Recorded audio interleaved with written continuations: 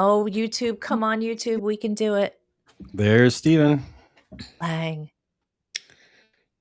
Okay, Good I'm morning, praying for Gregory. YouTube, guys. Good morning. Hi, Patty. Good morning, everybody. There's Sophia. Good morning. And Ooh, good morning, YouTube. Yes, YouTube, my apologies. Apparently, we used a thumbnail that was too big for YouTube. It didn't like it. But we did re-upload the episode yesterday. So if you are a YouTube devotee, the episode from yesterday is up now and you can watch that. And we're happy you're here. So what day is it? Tuesday. Oh my gosh, March 31st, 2026. We have a very newsy show for you. We've got some current events, some news, some fun things. And of course, our favorite Canadian news host is with us. We have BJ. I wanted to say BJ and Dichter at the same time. BJ in the house. So, is everybody coming in? I don't want to cut anyone off. Happy last Cesar Chavez Day. Oh. Going to be Farmer Workers Day today. Oh, really? Yeah, it's a holiday here in California. I thought they were working on canceling that. Yeah, well, aren't they trying rebranded to it steal to the Farmer farmer's Workers. land? Huh? Aren't they trying to steal the farmer's land? Like all over the world, that seems to be the trend from these leftist governments, that they want to seize farmland. It's happening in England. It happened in the Netherlands. I'm assuming it happened in California as well. Are we not there yet? No, it is. Not and here. It's a long-standing leftist tradition, as I'm sure you know. Yes. It's the union, the Farmer Workers Union. All right, I'm thirsty. All right, guys, let's go. Do you ever wonder why I do the simultaneous sip before my periscopes? Well, some of it is a bonding experience, of course. But I do it also, somebody asked about this, I do it also because it gives time for people to stream in before I get into the serious content, so I don't have to repeat myself. And so, because you're all here so early, it's time for the simultaneous sip, and all you need is a cup or a mug or a glass, a tankard, chalice, a stein, a canteen, jug or flask, a vessel of any kind. Fill it with your favorite liquid. I like coffee. And join me now for the unparalleled pleasure, the dopamine hit of the day, the thing that makes everything better. The simultaneous sip. Go.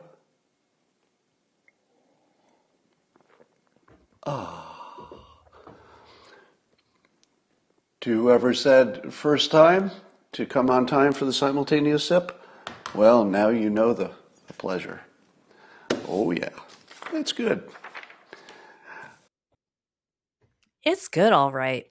It is. I needed that. So welcome. I pity the people who always resisted and never took part. Right? Oh, those poor people. Owen, at least you got there finally. I did. So Owen's referring to, he resisted the simultaneous sip because he was like, Scott's trying to hypnotize me and you will not win. And what happened, Owen? What happened? It was a beautiful experience and I regretted it ever resisting it. I thought, I know Scott has talked about how even when someone's hypnotizing you or persuading you, that it still works. And it did. He got me there. And, I think it is what he just said, really, which is it's partly building community and bonding and things like that. And I think he did a great job with that. I agree. So welcome to the Scott Adams School. My name is Erica. And as I said, BJ is joining us again, our Canadian news reporter, honking for freedom. So BJ there's his book. Yeah. Scott was not ashamed of shameless plugs. So no, you should you should show that. You should post the link. Honkingforfreedom.com. Honkingforfreedom.com, y'all. Yeah. So BJ was complimenting the show yesterday, and I did get a lot of feedback. Everybody loved that lesson Scott gave. So if you did see it, we had a discussion after, and that's where Marcela told us that words are spells, which we all loved. So you have to be careful of the words you use, choose, listen to, adopt. But BJ wanted to make some comments about it, BJ. So please, let us know your thoughts on that. Yeah. Oh, also something else I forgot to tell you, Erica, a couple of days ago, you talked about brainworms and little jingles. And the one you said was Cars for Kids, I think is the one that it gets in your mind. One of my very big followers and supporters works very high up in Cars for Kids and started watching you guys because of me. And they were apparently all Oh, jumping in the office and, oh my God, they mentioned us. It was so good. hey, Cars for Kids, your jingle worked. That is for sure. Yeah, so I think yesterday your show really turned the corner and worked extremely well. I think it was extremely helpful because one of the things that we often didn't get with Scott was immediate feedback from people. Like, yeah, you could see in the comments and stuff, but it was just fascinating to see him give a lesson that was, I think, 12 minutes long. And then you all took something away from them. And the one I loved the best was Marcela, which was who doesn't know this, which is how I feel too. But there are people who don't. And it was just interesting to see how you guys pulled something away from it. You know, and it's interesting when I was watching it, it was so many of the things that you learn in hypnosis, he frequently covered and he put them into lessons. This was Scott Adams' big innovation in the field of communication and hypnosis was his ability to package. He was brilliant at packaging things that we have known in hypnosis for many, many years, but the way he simplified it for everybody to understand is unsurpassed. You know, he talked about the fear of rejection, and you learn in hypnosis that those are people who are suffering from anxiety. Why? Because they're living in the future. They're always living in future outcomes, right? And there are techniques to fix that. You know, how does hypnosis fix people that are dealing with living in the future? Well, there's an exercise you do when you put somebody in trance, where you replay it forward and reverse, and you increase the speed at which you do it, and it just breaks through to the subconscious through the critical faculty, and then people just overcome it. It's I don't want to get into too much, but that's the basic part of it. And this is also, you know, the things that he was referring to in the lesson that you guys talked about, which was word poisoning, positive state. I try never to use the word hate. Tony Robbins talked a lot about this 20 years ago. If you start with, oh, I hate doing this, as opposed to this is going to be amazing, it completely changes your emotional state and allows you to overcome challenges way easier. And then the last thing that was covered there that you guys discussed, that you just mentioned here, were the 5 why strategy, 5 to 7 why strategy. And I think that's important because that it forces people into starting to recognize observing ego. In psychology, they call it disassociation, and that's often what mentally ill people suffer from. But and psychopaths disassociate themselves. But it can be a very big tool for those of us who want to do self-analysis. It's what you learn in hypnosis, how to disassociate yourself from the situation. And you do that by asking why, to get away from your emotions and just get into the raw data or the raw scenario of what you're experiencing. So I thought it was amazing. And kudos to all of you for giving some very insightful follow-ups to Scott's lesson. And I hope you do more of that. Oh, thank you. That's really nice. We did get a lot of great feedback yesterday. Right. A lot of people said, you know, they took notes, they're going to rewatch it, they're going to use this, they really needed it. And I just feel like the right lessons always show up at the right time. And, you know, Owen, you were saying this morning that you hope people really try the 5 whys, right? Yeah, I call it the 5-6-7 method, but yeah, going Right. deep into it and keep questioning it and getting deeper and really understanding why you're doing something, why it's important to you, and it gets you a much deeper emotional connection and goes into what you're really after, what your values are, and I think in many cases it does create a source of motivation that you might have not been able to access any other way. And Marcella, what was your feedback like yesterday? Oh, it was great, the feedback that I got. Yeah. Some people were, you know, they always have they have their issues with my views, but either way, I think everybody, if they need that, you know, we can always bring those lessons to them. So thank you, Erica, for bringing that up. Oh, The lesson. yeah. You know what? Oh, go ahead, BJ. Yeah, I just want to tack on to Marcela. I think, when I loved when Marcela basically said, "Who doesn't know this?" And I think there's a reason for that. And this is my experience, spending a lot of time living in Latin America. That those sorts of lessons, they teach you street smarts and like the lessons of living what Marcela experienced when she was younger. Civil war, narcotraficantes, paramilitaries. Colombia is the same way. And we in the West, because it's been so peaceful here, we're extremely gullible. We really are. And I think it's the ability of people who grew up in Latin America under strife. They're not nearly as gullible as the rest of us. And I think that's why they just have a natural understanding of these things, as opposed to we struggle a little bit of it in the West. At least that's just my perspective. Yeah. But also, I think there's I think it's wired into us that it takes a lot of energy to analyze, where is this coming from? Why am I doing this thing that's not productive for me? Like you have to trace it all back and break it all down and really think about it. And, I think we spend most of our time in the habits, just repeating loops of whatever we've formed as habits. And there's good habits and bad habits.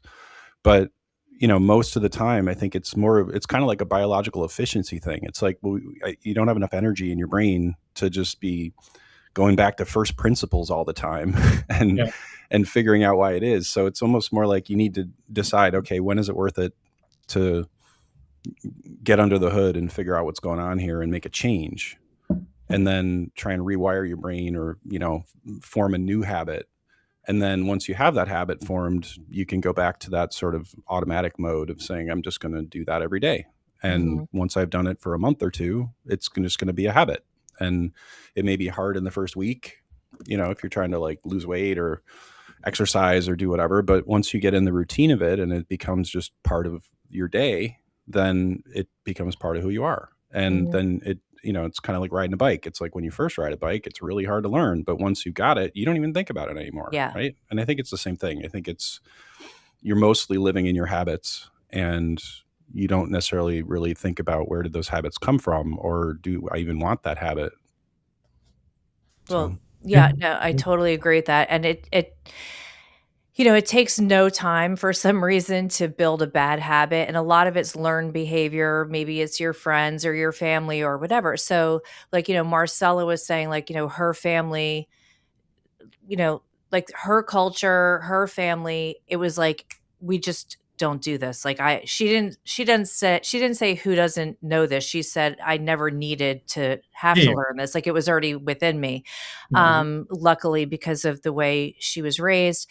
But what I love, is I think that Owen and Marcella and myself, we are three very different people with different upbringings and different cultural backgrounds, and that we all can bring something different to the same lesson Scott taught us. And that if you guys could find, like a little something in our responses also that maybe helps you, that's perfect. And so maybe it's like a little something Marcella said with the emotion of Owen, and then the sassy chick over here, waving my hand around like a lunatic. Maybe there's a little something in all of us, or one person's resonating with you, and that's perfect. And then, that's why I was saying too, like you really have to practice choosing the right words, deciding to have better self-talk, because once you realize like how much meaning words have, like I always say, don't say I'm going to try to do something, then you're allowing yourself to fail. Just say I'm going to do it, and I'm going to do it until it's done or until it's right or whatever. Because if you say I'm going to try, then you're like, and if it doesn't work, it doesn't work. I tried. No, just get her done. So I like that we recap that. We are going to do more of that moving forward, you guys. I have a bunch of clips and lessons from Scott, and more Scott, more better. But I do want to move over to a couple of fun little things. So one, I don't know what happens if I click this, but congratulations. There we go. So now the West Palm Beach Airport is going to be renamed to the President Donald Trump Airport. Ron DeSantis just signed that in. So listen, another place where his name is going. This makes him happy. We like a happy president. Any comments on that? Yes, BJ? Yeah. Just a little context, because my parents live very close to there, and I spent a lot of time. I was there for the past 2 weeks. The thing that's hysterical about that is this has been an ongoing feud between Trump and like the local town council. Everyone hates the town council, but they're basically a bunch of commies. And so they've been going back and forth for years. They would deny him the helipad, couldn't fly his plane in, like whatever they can come up to make Trump's life miserable, they would do it. And this is another example, as I put on Twitter, of revenge is a dish best served cold. It's brilliant. Yeah, now look what you got. You could have gave him the helipad, but now you got the whole freaking airport. There you go, people. Careful. I'm looking forward to watching people going through that airport. Just, They're going to go around. They're going to like fly to Fort Lauderdale and take the extra drive. Yeah. He needs more airports named after him. And airlines. I agree, Marcela. Okay, the other story that Owen posted, I hope that came down. Okay. The other story Owen posted today that just had me giggling immediately, because I love bringing it up. The outrage over the ballroom. We were talking about it yesterday. So let's go through this quickly, Owen, but I want to post. So Caroline Levitt first posted this, and Owen, why don't you quickly read it for us? Sure. So the New York Times apparently had some people that, quote, studied fine arts. Maybe I'll just read it. The New York Times had 3 random people who have studied fine arts, long written about urban planning, and never built anything, to write an article criticizing the new White House ballroom. President Trump and his lead architect have built world-class buildings around the world, and they're ensuring the People's House finally has a beautiful ballroom that's been needed for decades at no expense to the taxpayer. And then, of course, this sparked, outrage, right? So here's the outrage over the ballroom. I wish I could make this bigger. You never know with Rumble. But anyway, I'm going to look at it. So I don't know if you guys can see it, but they were like, it's too tall. The columns get in the way of the view. The path looks bumpy. The little stairs go over here to the entrance, but then they have grand staircase that doesn't even go to the door. Whatever you could complain about, right? And then it looks to me like a 5th grader did this, for one thing, and it's just ridiculous, the criticisms they have of this. Oh, it's very tall. Uh-oh. Like, it's not a tall ballroom. What exactly is the issue with that? And I don't know. All of it's ridiculous. But Owen, you know what that is? That's called the fake because, trying to persuade in the opposite direction. Mm-hmm. So that was that one. Then we have here, this is my favorite one. Oh, there you go. Yeah, that's the parody version, when you have a top naval architect who does the same thing with criticizing an aircraft carrier. And you can see the bottom of the boat gets wet. There's not enough parking. What does it say? Yeah, for everybody listening, because I do listen to you guys as opposed to watch. Yeah. And it's important to understand. The meme is basically echoing that with an aircraft carrier with these very unprofessional lines pointing out to parts of the aircraft carrier. Oh my God, why is it so tall? Oh my God, why does it have so many planes, or whatever else, right? It's just ridiculous. I love it so much. And then, of course, Owen, did you want to say? My favorite is the railing blocks the ocean view. The ship railing blocks the ocean view. Oh, no. And then, of course, then we have one of our favorites of always. Oh. Just to show you how tall the ballroom is. It's Barron very tall. Showing a picture of a guy who's... It's Barron. I know, Barron, who's absurdly tall. And he's taller than the ballroom. Yeah. Bless. So, yeah. I love the outrage. It's so fun. Fake Biden is taller than the ballroom. Oh, yeah. The fake Biden was amazing. And then last on the fun Trump hysteria, I hope this works. So there's also the release of the Trump library, the AI depiction of what it's going to be. And all I want to tell you guys is that it is also very tall. Oh, there we go. It's showing the video building. of the Trump library. There is a very tall Trump library, and Barron is up to the sphere on top. He's taller. I love it. Perfect. It's so good. I think that was from Politorican. meme maker on X. So that was all the fun I wanted to share, but good times. Whew, okay. So Marcela, I'm going to toss to a news story to you first, if you don't mind, and we'll take it from there. Okay, thanks. So, keeping the theme of Trump, Trump comes to the rescue for TSA. Yesterday he created or wrote an emergency action, emergency order to pay the TSA officers. Basically, he declared it a national emergency to pay them, and they will be getting their first paychecks in a few weeks. So basically, he rescued them. What was happening is that DHS was partially funded in the Senate, but then for whatever reason, they ended up taking out the ICE funding and the Border Patrol funding in order for the Dems to vote for that.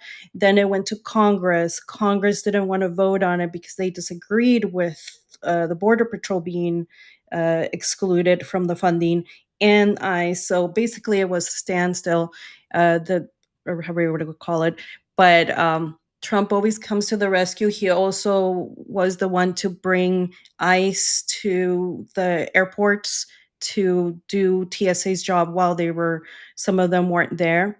But, I was thinking Yes. that so today I was like, nothing is organic. So yesterday we talked about No Kings protest and how like they all came out, 3,000 events, and none of that was organic. All of it was paid for, your Soros, your blah, blah, blah. There's so many different evil people. Anyways, when it comes to TSA officers or TSA people that weren't on the job, I wonder if some of them were, pushed to not go to work, and stay away from work. So it created this chaos. So that's just my conspiracy theory of the day. I thought that but it didn't too. seem organic. I kind of thought that too, because Trump, funding it now, like giving, their paychecks, has to piss off the Democrats because they're so sick, like that they're like, oh, let's just screw up air travel for everybody, have people not have jobs. And then, Trump funding it is like, no, wait, like it's backfiring. So I agree. And that list of people paying for that protest was so sick. It was like over 500 organizations paying for it. So none of that's organic, people. So you see those crowds and you're like, wow, no, it's all paid for. Oh my God. I'm going to pull for tomorrow, I think, the clip of this woman talking to the people at the protest in Minnesota, telling them, you just need to be, what does she call them? You just need to be like a folding chair. She's like, we need mules. She's like, we already have the brilliant people putting together these protests. We just need mules, and we need you to be the mules. We need you to be the people that are like, here's some donuts for like the people that are putting this together. Here, we'll do the folding chairs. Here, I'm like, oh my God, like you are literally telling people like, I just need you to be an NPC mule. So, it's all very well funded and corrupt. It's really sad because it's affecting people's lives in the worst way possible. So just to clarify, the executive order signed by Trump yesterday also added 1.2 billion for emergency funds that are going to be used for security operation, not just TSA, and it's going to help in other operations, not just the TSA service people or officers. Okay, So good. it's good. That is good. All right, Owen, I'm going to toss to you. Yeah, well, speaking of conspiracy theories, there's been a plot twist in the Tyler Robinson case with Charlie Kirk that apparently the bullet, the ATF is unable to match it to the rifle that the assassin used, allegedly. And I think it's they're probably stretching on this in terms of claiming that, oh, this means he wasn't the killer. I think I think it's common that can happen, like that you can't necessarily always ballistically match a bullet to a rifle. It's not like every time they can always do it and this time they can't. So it's clearly from another rifle. I think it's, bullets, when they go into a body, usually fragmented to a bunch of pieces, and there isn't necessarily something you can do to really definitively say this bullet came from this rifle. Well, I think, so they're I going to think say what, it wasn't a 30-06? Well, I think it probably was the right caliber. I don't think that detail was in the story in terms of whether it was a different caliber. That would certainly be a problem for the prosecution if it was like a 9mm, and then it wasn't a 30-06. But I don't think anyone's alleging that at this point. I think Right. it's just that they can't necessarily definitively say, this bullet came from that rifle. Wasn't And there something etched on it though, Owen? well, I think there was something etched on the casing. Oh, the casing. Okay, gotcha. Yeah, but that would have been left over on the roof, and Oh. that would at least probably show that a bullet was fired. Right. But it wouldn't necessarily, match it to that bullet. And I think we've had too many of these CSI shows and things where people do these things that aren't real in their analysis, like. They'll say, "Oh, I got this matched up to that," or I was able to definitively prove that this is that, or do this DNA analysis in 5 seconds, or whatever it is. And people have come to expect that that's reality, when in many cases, I don't think that is what police can do. Mhm. So I do think it's a little bit of a stretch to say this is a real like smoking gun, but I think that's what's going around X right now, and. There's certainly a lot of stories being written about it, and the defense will probably try and do something with it. But I think chances are it's probably not. It really doesn't mean anything, and I think there's plenty of other evidence that would point to that person being the killer. Yeah, I mean, he was on the roof with a gun. Or was he? I don't know. Can I just weigh in Yeah. on this a little bit as the sometimes foreigner? I think this is very concerning. This is persuasion in action. So we've forgotten the ability to understand that certain things are just inconclusive. The evidence can't point in either direction, and I think this might be another indication of that. And I think the reason that's so concerning for me, and again, this is the persuasion sort of hypnotist filter, is people, once they get some sense of doubt, there's this the process of how the human operating system works. If we don't know with absolute certainty, we naturally gravitate to the most irrational and extreme possibility. Oh, I don't know what that light in the sky is, therefore it must be aliens from another galaxy, sort of thing. And I think this is what people who have nefarious intent for the United States, who know this field very well, this is exactly what they're trying to do. They're trying to get people to, once again, it's the Yuri Bezmenov strategy of get people to be demoralized, get people to question absolutely everything, and then they cannot process actual reality, which is right in front of their face. The slightest little question gets them to go off the rails, and okay, it must be aliens. I think this is just ballistics is an engineering science that, like many engineering sciences, sometimes when there's a lack of precision, you got to be able to admit that, okay, this is inconclusive. And you see this in murder trials, in DNA as well. Sometimes it's inconclusive because it's only mitochondria DNA that's available. I think that's all this is, but that's just my 2 cents, my two cents. And I mean, Scott has talked about this in some aspects of saying maybe the opposite part of this is something being too on the nose. If everything lines up perfectly, it might be a good reason to be skeptical, to say, wait a second, life isn't really like that.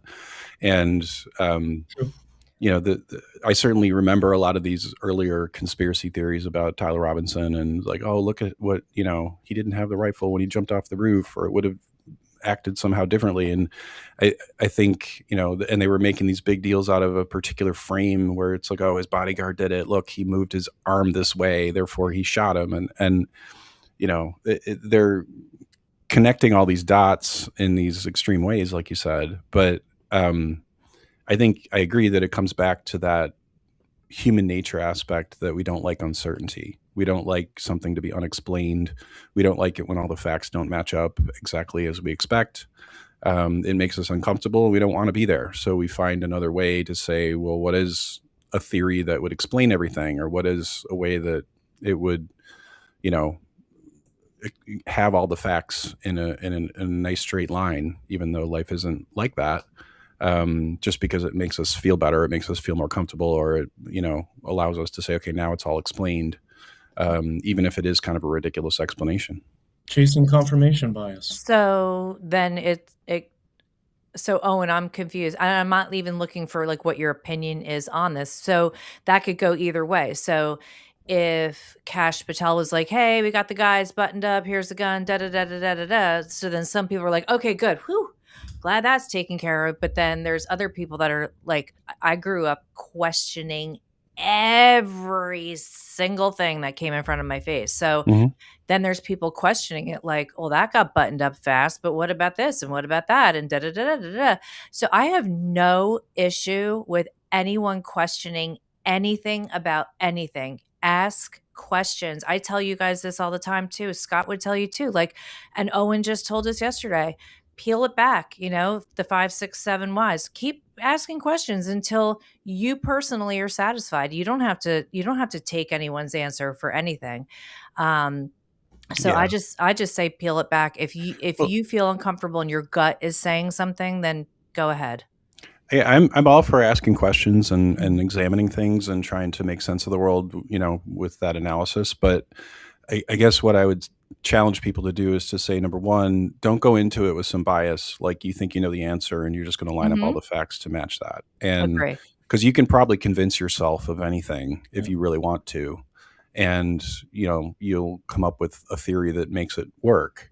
But I think, the other part is, it just, and Scott said this part as well, that when you see something where someone's making a case for a particular theory, go look up the debunk, go look up the other side. And they're, for these controversial things like this, they're always out there. Someone will say, oh, it's definitely not Tyler Robinson, and here's all the facts. And then you'll have someone else who deconstructs that video and explains why none of that makes sense at all. What about the guy that tried to kill Trump? Like, there's nothing about him, yet there are people that dug in and they found a ton out about this guy. Well, I'm not saying that there aren't gaps in a lot of these things. And I do think in some of these cases, it seems like they wrapped up the case without doing enough digging. And there certainly are mysteries about the Butler, Pennsylvania thing, and that, why wasn't there even silverware in the house? Why was it kind of cleansed, almost like someone cleaned up a crime scene? I mean, I get it.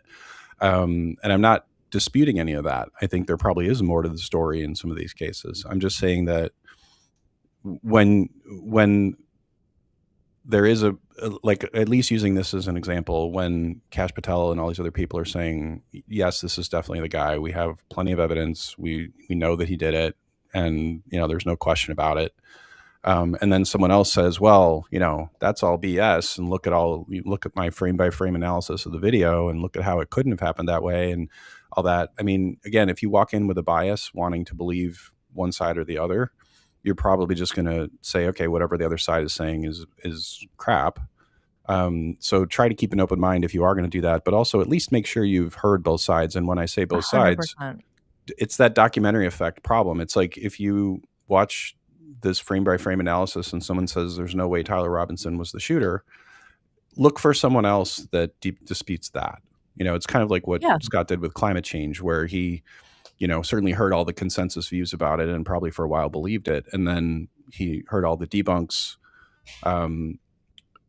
talking about the other side of that, how it's all BS. But then he went back and forth and back and forth and back and forth and looked for the debunk of the debunk of the debunk. And there can be many layers to it like that, where, if you just stop at whatever point you agree with, you may be missing part of the story.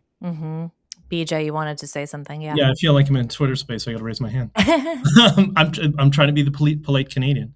I also think there's just kind of the human nature effect of it. Like, if we start with, if our bias is everything is a lie to us, then we're always going to look for something to convince ourselves of something else. But in this particular case, wasn't he turned in by his law enforcement father, like a retired cop? and Yeah. he admitted to it. There's a So lot of dispute to a lot of the stuff. But So apparently that person just resigned. Dun, dun, dun. yeah, I think if his father is turning him in, his father is a veteran police officer. If there was any funny No, business, I don't think it was his father. Wasn't it Like like a his friend? uncle. It was it was like somebody else. It wasn't the dad. And that was alleged. It was not ever confirmed by the Right. his father is a retired cop, isn't he? No. No. It's like a family friend or something. But I This think is his a father was in law alleged enforcement. family friend. Yeah, his father was in law enforcement. That's for sure. That much I remember. You know, and having family that's in law enforcement, it's kind of a close-knit community, especially in smaller towns like that. You don't think there would be pushback from other cops on the inside if he was innocent? There's no way this would have gone forward. I don't know. You guys, listen. I'm moving on I from need it. to.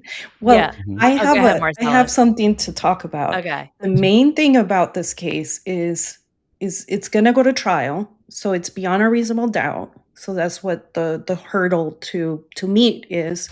You're always going to have on one side the expert showing the opposite side, going against Tyler Robinson, and then on Tyler Robinson's part, you're going to have his own expert saying, it didn't match the gun. However, the main detail that I recently learned is that Catherine Nestor is going to be his defense counsel, his lead defense counsel. And that in itself worries me. But that's just my opinion. Why? About Catherine Nestor. Why? She was recently the counsel for Corey Richens, which some of the people in the chat may know. That was a very publicized trial of a woman that well, now it's not alleged because she was convicted of the murder of her husband. But I had my issues with her abilities. So it's very interesting that they didn't put somebody better able to defend him. That's all I can say. I want to say to Basketball Jones, you asked, why isn't anyone talking about the Israel connection? This panel doesn't know the CK case at all.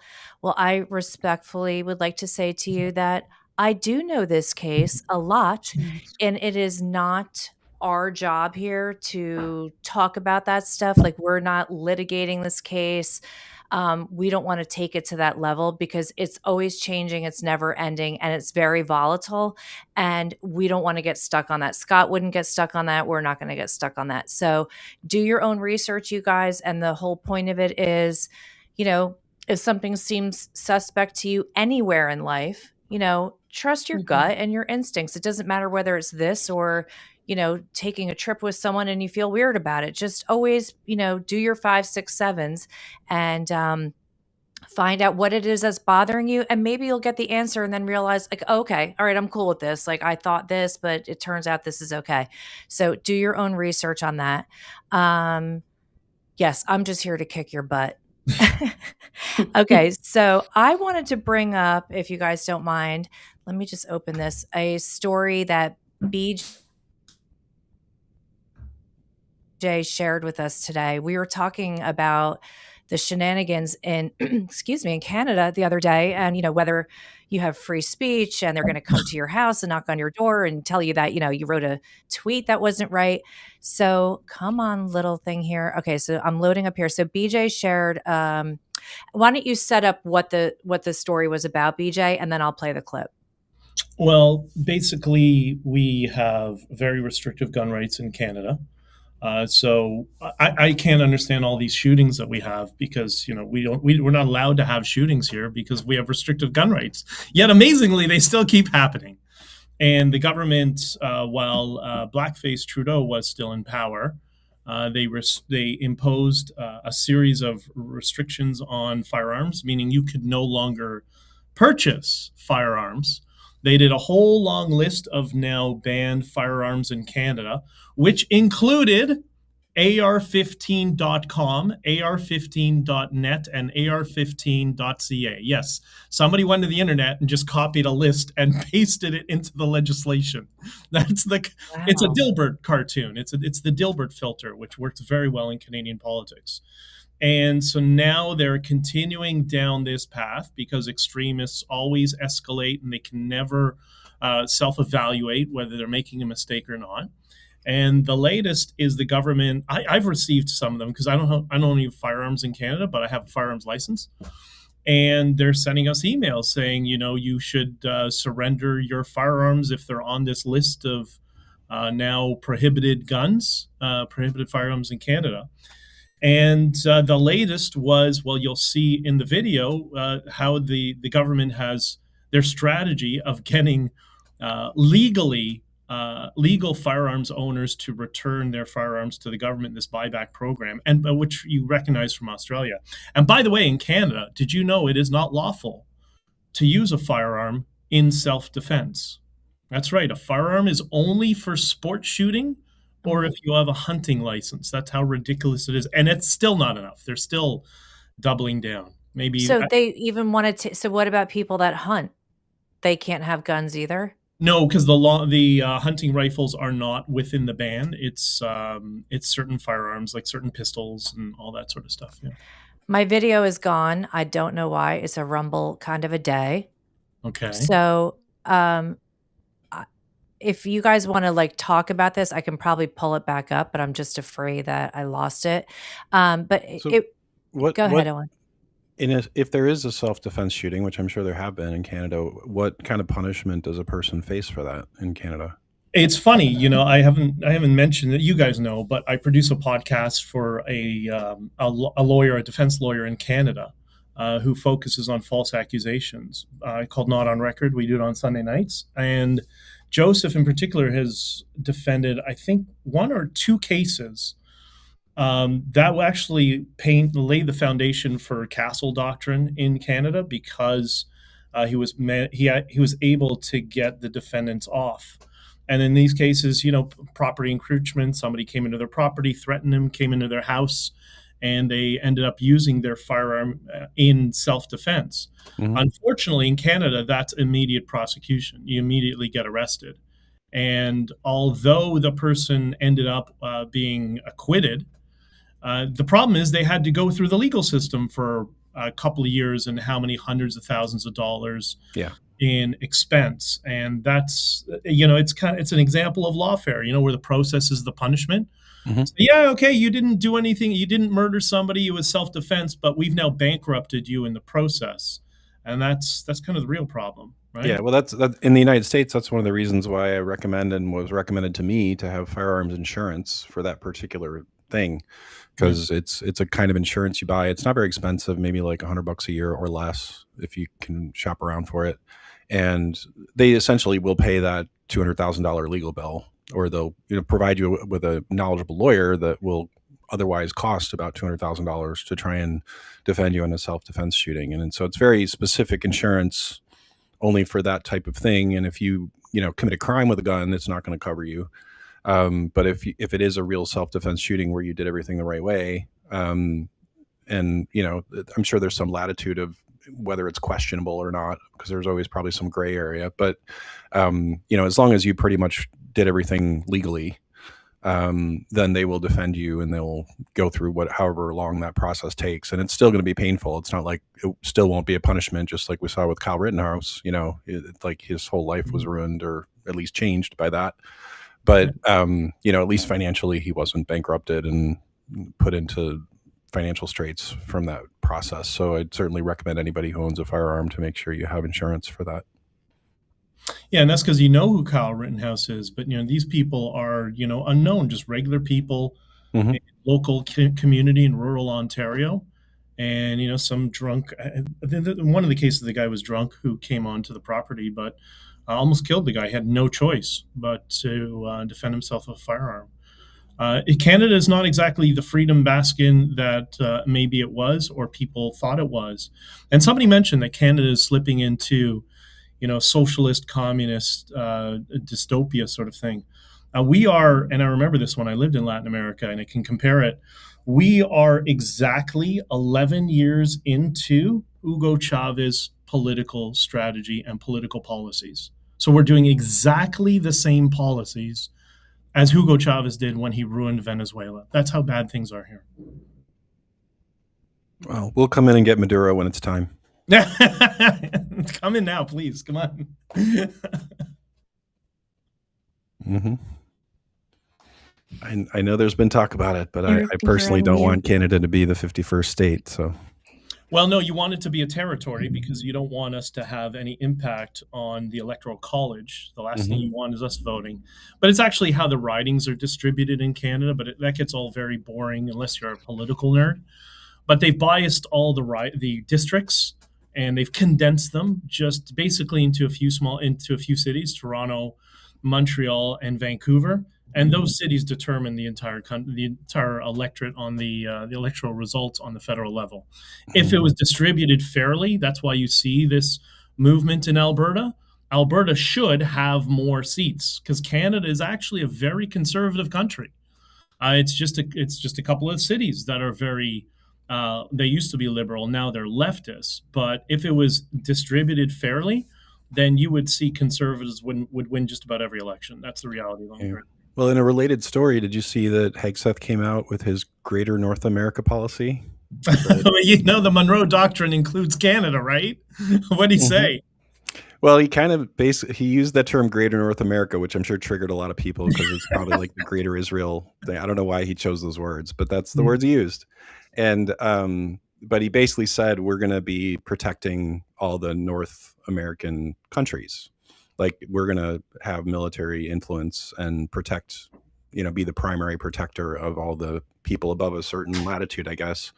I think he talked about the Amazon River being one of the dividing lines, but he basically said we're going to have a really primary role to play there. And then he said for anyone in the south of that, essentially those countries would be required to defend themselves. We would partner with them and still help them, but we'd be primarily focusing on the Northern American thing, which he now calls Greater North America. So I don't know if you think that might be a step in the direction of empire building, but oh my God, Greater North America is amazing.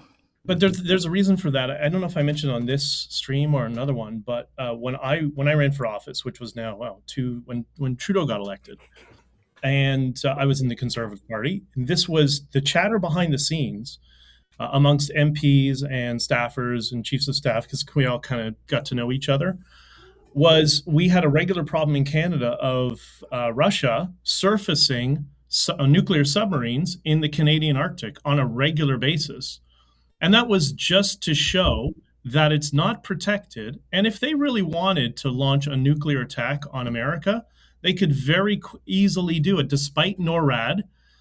They could very easily fire off a couple of nukes. And I was shocked how scared everybody was within the political class that it was and one of the people I knew pretty well, he had worked in Moscow. He was an ambassador and he was fluent in Russia. And this is what was really frustrating about the whole Russiagate stuff is the leftists have overplayed their hand.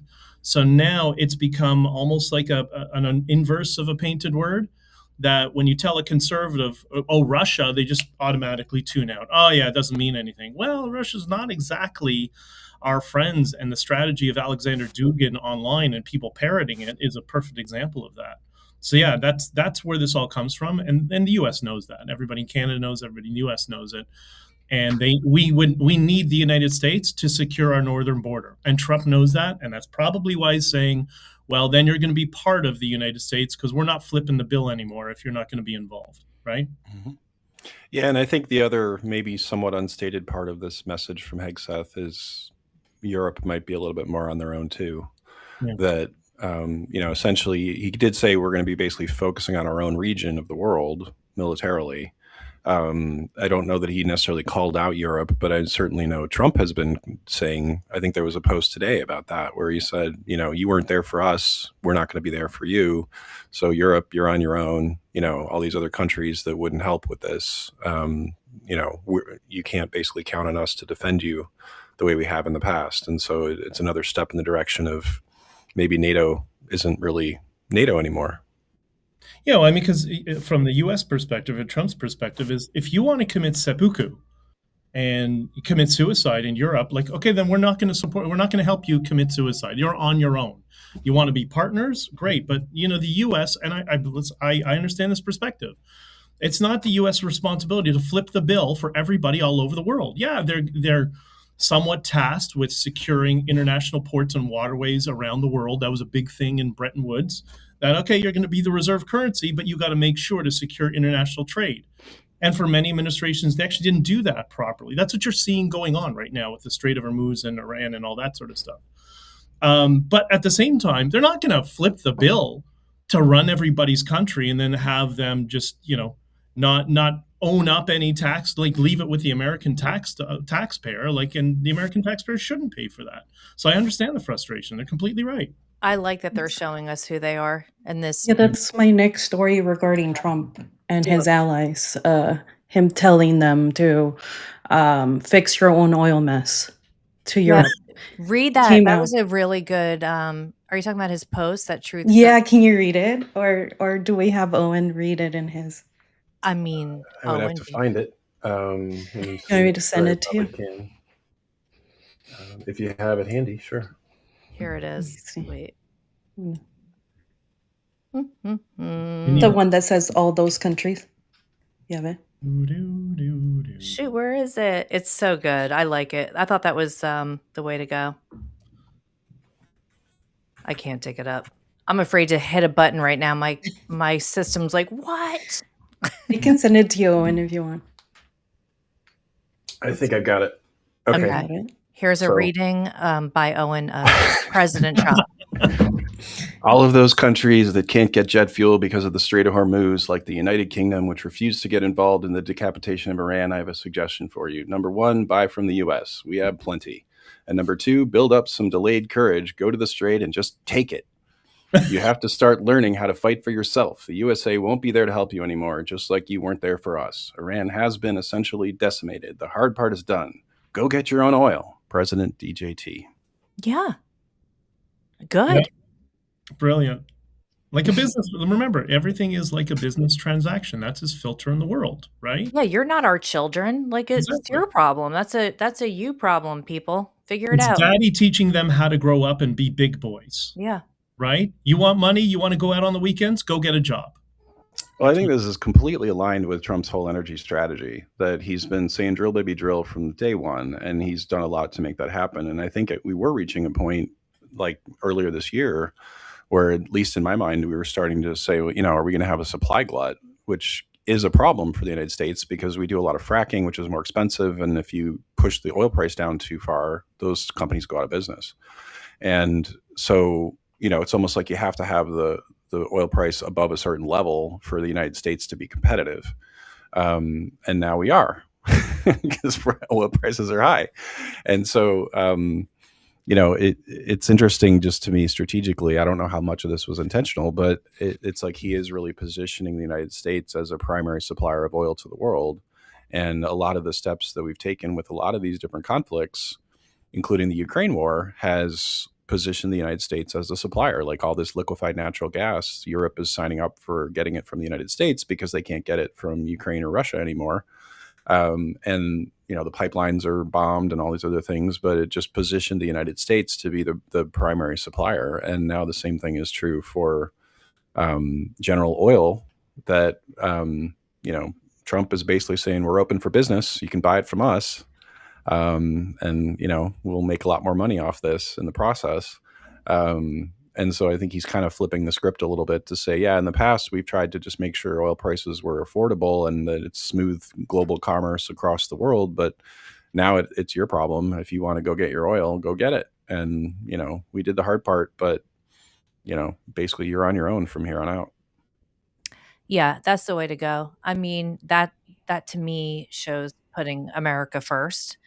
And that's what we want to see. Can I be devil's advocate? Always. Okay. So if I was Europe, I'm not Europe, but let's pretend I'm Europe. And Europe would say the only reason the Strait of Hormuz is a disaster and chaos is because of Donald J. Trump fighting and with Iran when they didn't have to, because there was no imminent threat in their mind. So that's just how they see it.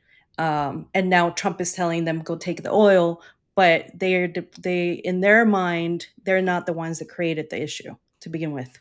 So, And can I play devil's advocate to the devil's advocate? Yes, sure. certainly. I understand we see that perspective, and they try to push that out. I think people in the West have a really poor understanding of Iran and what Iran is, and we discussed that on a previous stream, right? That Iran has caused such chaos in the region that even Saudi Arabia is now sending jets. Like never before could you imagine. And this is how brilliant Trump is. He gets the Jews and the Arabs both to love them and working together. So he's got Bahrain and UAE and Saudi Arabia and Israel in an alliance against Iran, which has really been the one that's been trying to be the neighborhood bully to push everybody around, because they really are quite extreme. People don't understand the implications of the IRGC. The Iranians do, and people in the Middle East do. This is why he killed Soleimani in his first term, because Soleimani was the one who ran the IRGC. The guy they killed last week was the guy who ran sleeper cells for the IRGC around the world, including sleeper cells that are in America and Canada. They really are. The reason they have two militaries is one is a regular military, but then one is the true believer military. Think ISIS as a military. That's what the IRGC is.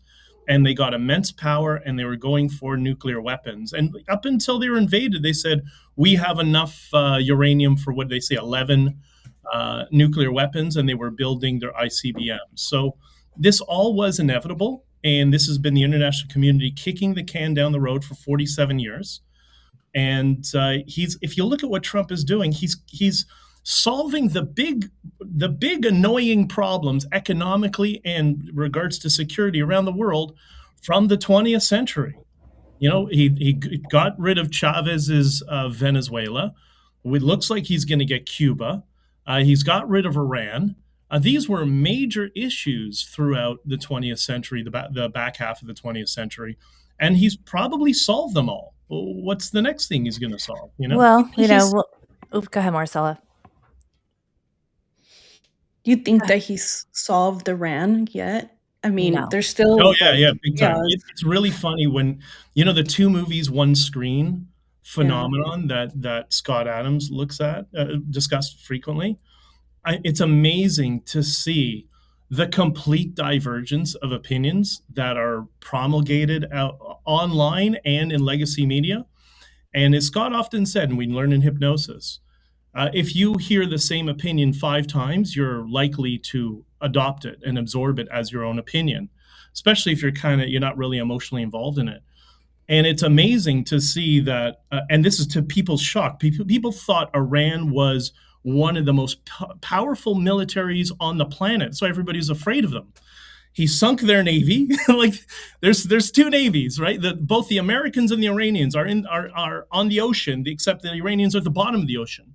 He destroyed their entire air force, destroyed their entire defense system. Everybody can fly in with the last thing they have is a gang of militia on the ground. That's the last thing that's left of it. See, it's completely destroyed them. But it's amazing to see there's people online, and they did this within a month. There's people online trying to brainwash people in the West to say, oh, Trump has lost. Well, Trump has lost. I guess they basically didn't have any background of the implications of Iran over the past 30 years, let's say, when they got very, very strong. And if you take the long-term approach, you zoom out of what has transpired, that he's taken out this regime that was singularly focused on America. You guys are the target. And he just destroyed them in a month. Like, this is 47 years of work for the great battle. Yeah, and I think there is a lot of goalpost moving and persuasion going on here, because you certainly can see both sides to it if you want to. You can say he took out 3 layers of leadership. The regime is gone. Even if they have another one, even if they might be just as bad, they're at least a different regime, and they've probably learned a lesson that if they go too far, they're going to get smacked down. Well, and it's also going to take many years for them to have any kind of nuclear capability, probably for at least 5 or 10 years. We just got to get the uranium. I'm going to say they're definitely hurting and crippled. And I don't think Trump I want to say that Iran is really the one that unified everybody by firing missiles at their neighbors for no freaking reason. So thanks, Iran. They did that. So you guys, time to end. I'm sorry, it's 11. So listen, BJ, thank you so much. Thank you, Marcela and Owen, as always, and everybody in the chat. You guys are amazing, amazing, amazing. Tomorrow we have a very new guest coming to the show, to Scott Adams School, and please check him out today online. His name is Kyle Becker. Scott really liked him and liked his work. So Kyle's going to come on with us, and don't let him know we know, but it's his birthday tomorrow too. So he's spending his birthday morning with us for the first time. So you guys, we'll see you tomorrow. I want to say a very special,